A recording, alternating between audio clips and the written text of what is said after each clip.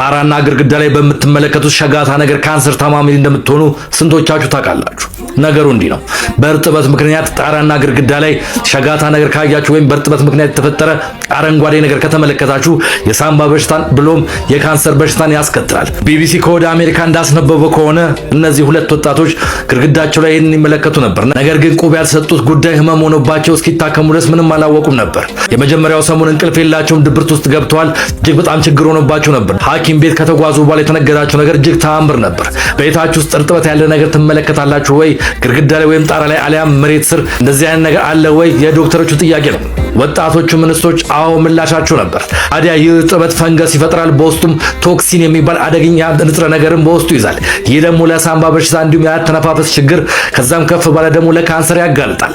መጪው ክረምት ነው። እንደዚህ አይነት ነገር ካገኛችሁ ከጣራና ግድግዳችሁ ላይ ማስወገዳችሁ እንዲሁም የቤታችሁን ወለል ከእርጥበት በመከላከል እዚህ አደገኛ መርዛማ ንጥረ ነገር እንዲሁም ከሳምባ ካተነፋፈስና ከካንሰር ህመም ራሳችሁን እንድትቆጥቡ የምሽት መልእክቴ ነው። ይህ የሚኖረው ሰላም